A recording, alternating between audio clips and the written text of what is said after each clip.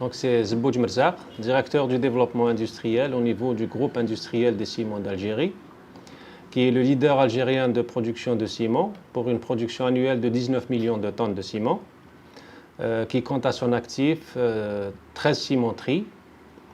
Et le groupe JICA aujourd'hui contribue pour la valorisation des déchets dans l'industrie cimentière, comme une contribution aux solutions locales de traitement des déchets. C'est le thème aujourd'hui de notre présentation.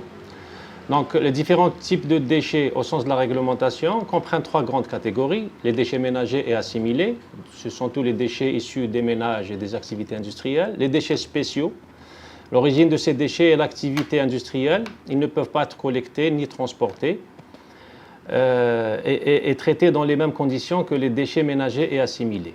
Le troisième type de déchets, c'est les déchets inertes. Ces déchets proviennent de l'exploitation des mines, des carrières, des travaux de démolition, etc. Les caractéristiques de l'industrie cimentière. L'industrie cimentière est une alternative pertinente et efficiente pour l'environnement. L'industrie cimentière serait à même de traiter de manière écologique et économique les déchets et éventuellement offrir une solution fiable et pérenne à la problématique de la pollution dans le strict respect des normes et principes environnementaux, tout en réduisant la pression sur les ressources naturelles non renouvelables, en préservant les combustibles d'origine fossile qui peuvent être placés dans le marché de l'export, en supprimant les risques de pollution pour les industriels, en éliminant tous les résidus. Les procédés cimentiers n'engendrent ni cendres ni mâche-fer à placer en décharge, et en prolongeant ainsi la durée de vie des centres d'enfouissement technique, ce qui diminue les problèmes relatifs à l'acquisition des fonciers et à l'acceptation des riverains. Le traitement des déchets dans le four de cimenterie est positif. L'impact sur les rejets atmosphériques est pratiquement faible, pratiquement nul, il est très faible. Une légère augmentation mais contrôlable de CO. Pour les particules, il n'y a pas de changement. Pour le HCl, pas de changement. Pour le soufre, pas de changement. Pour les métaux lourds, les dioxines et furanes, il n'y a pas de changement. Pour le CO2, une baisse conséquente. L'avantage du processus cimentier en matière de gestion des déchets, les températures sont très élevées, à 1450 degrés, comparativement à un incinérateur classique qui sont de l'ordre de 1200 degrés. Un temps de séjour important pour la destruction dans le four, 5 secondes pour les fours de cimenterie et 2 secondes pour un incinérateur classique. Un traitement double, la fraction organique des déchets est utilisée comme combustible. La fraction minérale est incorporée dans la chimie du produit fini. Une réduction des émissions des gaz à effet de serre, une économie d'une double combustion, des déchets en incinération et du combustible en cimenterie.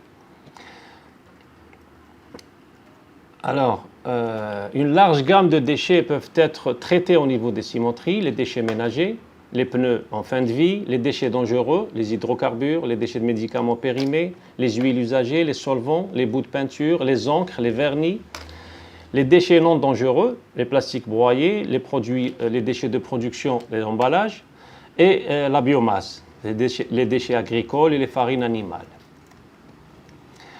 Il s'agit d'utiliser la fraction énergétique du déchet, qui a un pouvoir calorifique intéressant, comme combustible alternatif au niveau des fours de cimenterie en substitution partielle au gaz naturel. Certains déchets ne sont pas adaptés pour une utilisation en cimenterie, puisqu'ils ont un impact sur la qualité du clinker, un impact sur les valeurs des émissions, des risques sur la santé et sécurité des collaborateurs, des endommagements potentiels au niveau des équipements. Ces déchets sont les déchets électroniques, les déchets infectieux biologiques, les déchets médicaux, les acides et corrosifs, les déchets contenant de l'amiante, les déchets radioactifs et les déchets municipaux non triés. Alors, les déchets ne peuvent pas être injectés directement dans le processus de production de ciment, mais nécessitent un pré-traitement en raison de l'hétérogénéité, de la taille, de la viscosité, de l'humidité, etc.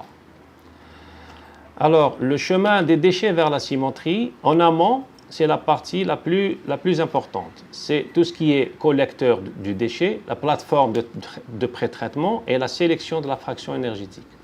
En bout de chaîne, en aval, donc il y a l'injection de cette fraction énergétique dans le process des cimenteries. Donc collecte, préparation et traitement final. Donc la partie la plus importante concernant le traitement des déchets, c'est la partie préparation, donc tout ce qui est tri, sélection, etc.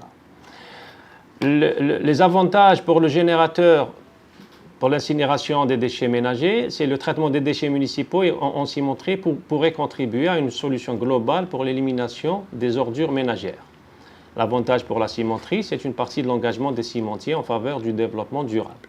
Les prérequis pour les déchets ménagers toujours, pour le générateur, ça nécessite un investissement important pour la préparation de transformation des déchets pour la cimenterie. Pour la cimenterie, ça nécessite un investissement, le prérequis nécessite un investissement, réalisation d'installations, de réception, de stockage, d'introduction dans le four et obtention des permis d'exploitation pour les installations classées. L'incinération des pneus procure certains avantages. Pour le générateur, c'est la valorisation des pneus dans les fours à ciment. Pour la cimenterie, c'est toujours l'engagement en faveur du développement durable. Les prérequis pour le générateur, c'est de trouver le bon dispositif pour la prise en charge de la collecte, le déchiquetage et le transport vers la cimenterie. Toujours pour la cimenterie, ça requiert des installations, la réalisation d'installations de réception, de stockage et d'introduction à l'intérieur du four. Les déchets pétroliers, communément appelés le bourbier, présentent certains avantages. Pour le générateur, c'est la valorisation des bouts d'hydrocarbures dans les fours à ciment. Pour la cimenterie, c'est la valorisation de ces bouts dans les fours à ciment, qui serait une solution qui pourrait répondre à une problématique énergétique.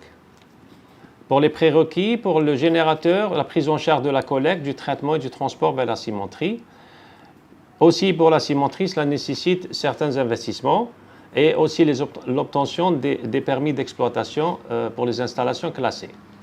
L'incinération des médicaments périmés ne procure pas une valorisation énergétique, mais une partie pour la protection de l'environnement. Donc, le générateur, il y a certains avantages. Donc, c'est une solution sûre qui est recommandée par l'OMS. Pour la cimenterie, c'est une partie de l'engagement des cimenteries en faveur du développement durable. Alors, au niveau de la cimenterie, il y a plusieurs points d'injection des produits, des déchets, le produit déchet. Donc, nous avons en amont, en aval, au milieu du process, donc en fonction de la granulométrie, de la nature du déchet. Alors, pour le traitement des déchets ménagers, le pré-traitement, le coprocessing et les investissements sont assez importants. Aucun impact sur l'environnement.